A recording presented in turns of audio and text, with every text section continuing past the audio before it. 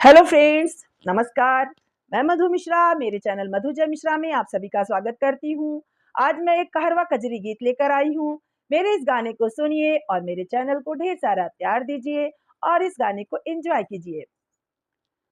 झामर मारे लेकर अली अफरत नाही, झामर मारे लेकर अली अफरत नाही, फरत नाही हो फुलत नाही, फरत नाही हो फुलत नाही, झामर मारे लेकर अली अफरत नाही, झामर मारे लेकर अली अफरत नाही।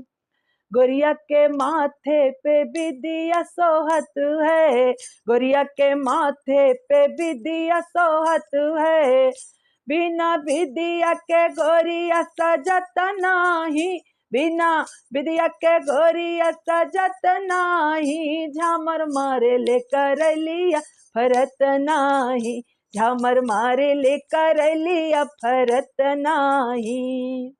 गोरिया के हाथों में चूड़िया सोहत है, गोरिया के हाथों में चूड़िया सोहत है, बिना चूड़िया के गोरिया सजत नाही, बिना चूड़िया के गोरिया सजत नाही, झामर मारे लेकर लिया फरत नाही, झामर मारे लेकर लिया फरत नाही।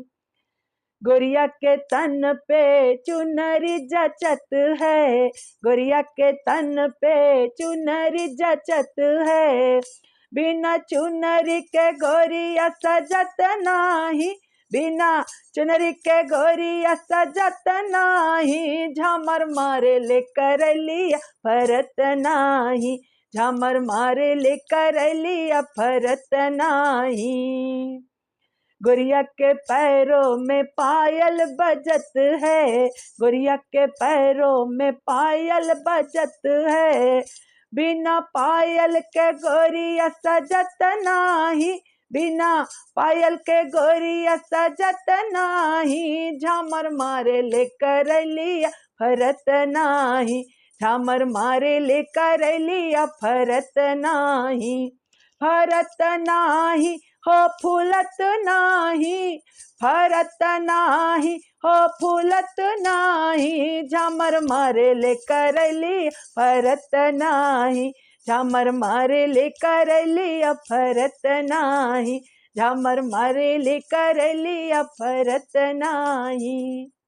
नमस्कार।